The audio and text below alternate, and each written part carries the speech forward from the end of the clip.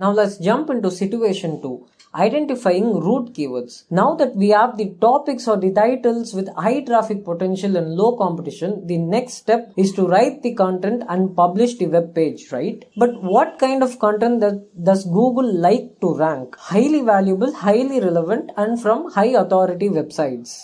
So you might be wondering what actually determines the value of a content. To be completely honest, the reader or the user who is reading your content is the one who actually determines the value of the content, right? And this is exactly why the dwell time or the time that someone spends on your page is an on-site fact. If someone spends a lot of time on your page, which means they really like your page and they value the page. But before anyone has ever seen your page, how do Google determine the value of the content? So these are the factors that search engines take into consideration to determine the value of the page, and these are obviously, like we discussed in the first chapter, the on-site, off-site and the technical SEO factors, as well as the overall website score, which determines the basic website health. And if the proper technical SEO fundamentals are taken care of, then the on-site and off-site factors matters the most. Where does keywords fit into these? If you remember, keywords are on the on-site factor list, but I would like to look at it in a different way. Let's explore what that is. Why do we have to do root keyword research? So root keyword research is essentially done to understand the most search for subtopics or the subtopics that are really trending or the questions around the topic that our users are really searching for, so that we can cover them in our article, so it will be more valuable to the audience. Makes sense, right? The more questions that we answer, the more valuable our content is. So like we discussed in the previous chapter, a lot of SEOs actually do the keyword research just for the sake of keyword density or keyword placements. Root keywords are used by some SEOs for keyword placements in the article. Repeating a certain keyword a lot of times, they think doing that will help them rank for that particular keyword.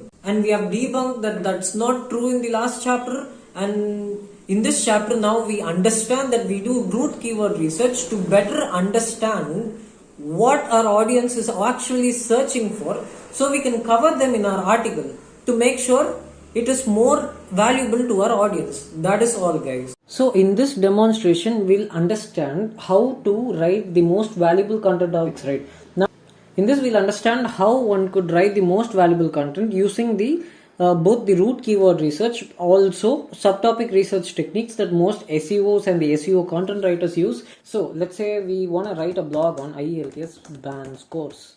Okay, so this is actually a very relevant target keyword that I used to research before and got a bunch of organic traffic for it. So first, plug this in the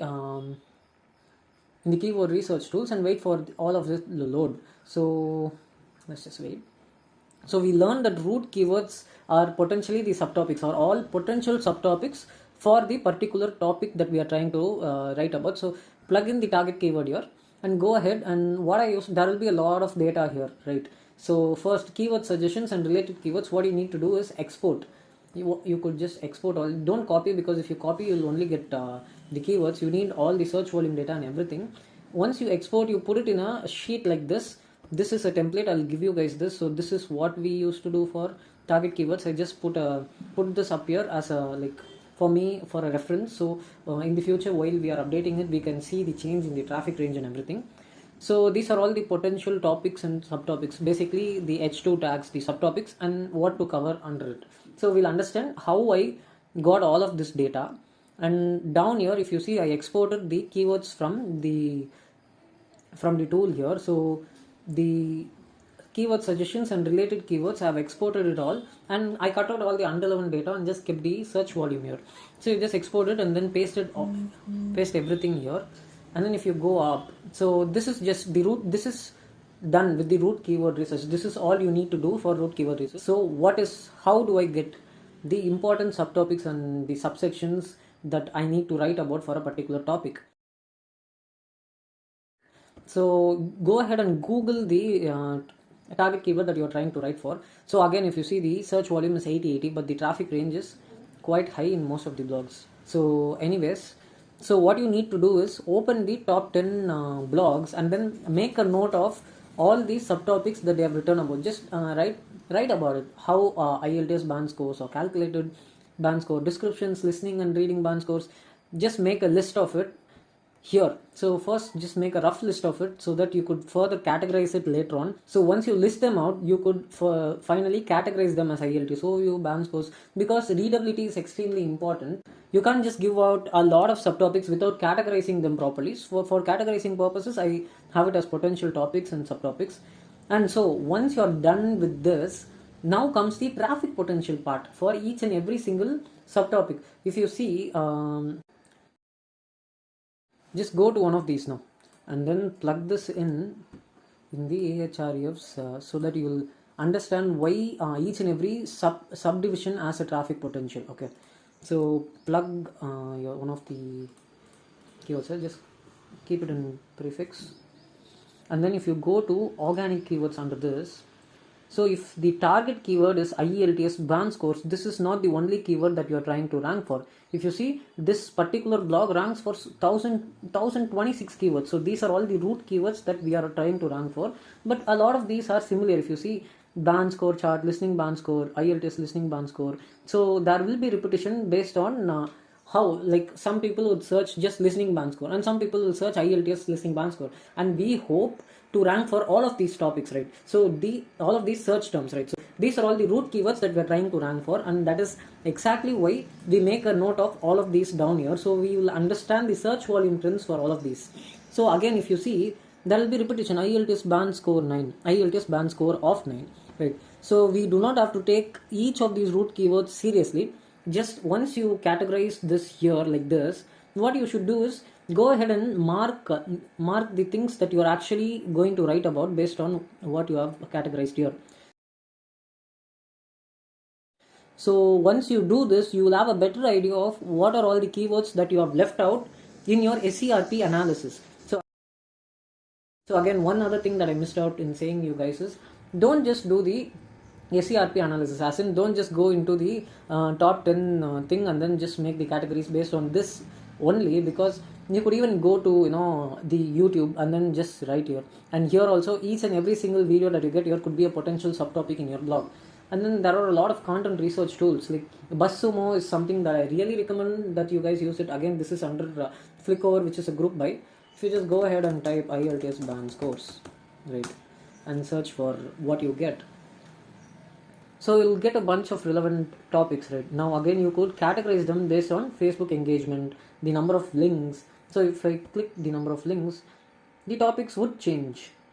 See, IELTS band score online, and then if I click Facebook engagement, the kind of topics that you get here is also different. You could also use a lot of filters, like the things written by journalists. There are a lot of filters that one could use, how to articles, videos, what posts. You could just unclick them and see. If you just want list topics, you could just unclick the rest and then just apply and see what are all the kind of topics you get here. Then this will give you a better perspective of what and all your competitors have written about and what is highly relevant and essential to the search intent.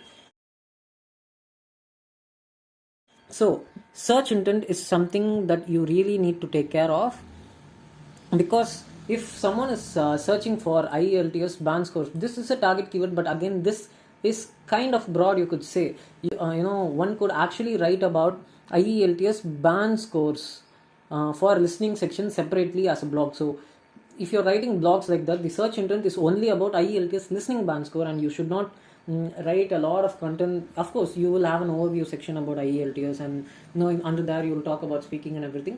But then the majority of the blog should have content relevant to search intent, to satisfying search intent, right? So make sure, even though you will be doing a lot of research here, make sure you don't make the article unnecessarily too big, and it takes a lot of time for the readers to actually satisfy the search intent.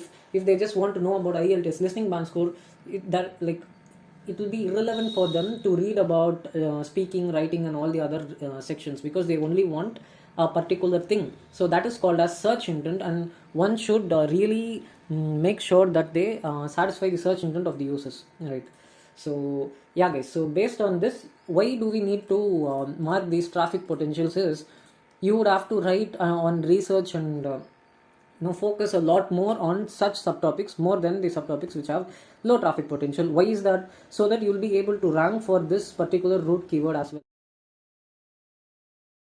Right. So again, one thing that I forgot to mention here is you will have people also ask for you could go in this and then you could write about all of these things in an FAQ section at the end of the blog. And I really recommend each and every single SEO content writer and any SEO content or any content writer out there who's writing blogs to have an FAQ section in their page. You should also go to Quora and other Q&A sites and research about what people are actually asking for, and then just have a FAQ section at the end of the blog, which will be extremely useful for the readers. And this is not done for any ranking purposes or anything.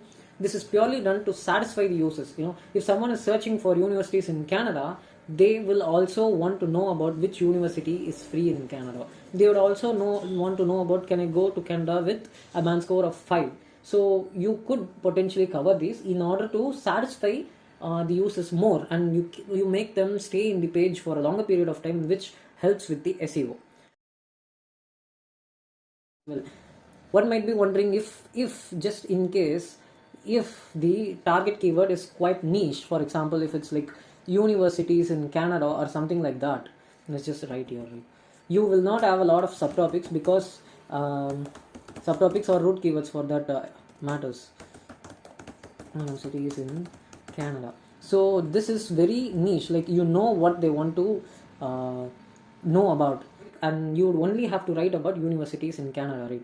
But if you plug this in the keyword research tool,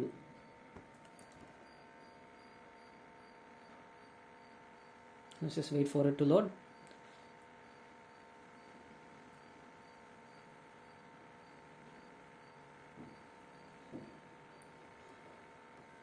So you could see they have just categorized it in universities in Toronto, Alberta and everything. You could potentially write about this separately as a subtopic as well in the blog, but you could see like you will not get a lot of root keywords in here, right? So in such kind of niche articles, there won't be too many subtopics for you to write about, and in such cases you may not even do the traffic potential list. For example, universities in Canada blog would just have an overview section, and then you writing about universities in Canada divided by, like, you just categorize them based on what we saw here, categorize them based on cities and states and everything, and that's pretty much it. And at the end of it you could write an FAQ section about all of these, and that would do, guys. And I hope this demonstration helped you understand how to do root keywords research. Basically plug in the target keyword here and then copy paste everything, like export and copy paste everything in here. So this is pretty much it with the root keyword research, and this only helps us understand the traffic potential for each and every single subtopics that we decide based on the research that we do on Google, YouTube and all the content research tools. So in order to be a successful SEO content writer, one would have to know how to do the proper research, content research, using the tools. It could be Google, YouTube, or all the BuzzSumo and all the other things that we explored before. There could be a lot of new tools as well coming up. By the time you're listening to this course, it could be there could be a new tool that's out there which is giving some very insightful content or very good insights into the content research, and use that. Okay, you should not be restricted to this. This is the beauty of being in the SEO industry. It always evolves, it always grows, and there is always new things for you to learn and use and understand and experiment with. So yeah, guys, this is pretty much it with the root keyword research and the subtopic research. If you just properly do the target keyword research like we did in the previous demonstration, and do the proper root keyword research and do the proper subtopic research and give them the most valuable content, and value is completely dependent on satisfying search intent. Bigger articles might not always mean it's the most important or the most valuable article. Don't focus on the bigger articles, focus on satisfying search intent and answering the search intent as well as possible. So that is it with the demonstration, guys. I hope this demonstration really helped you understand this.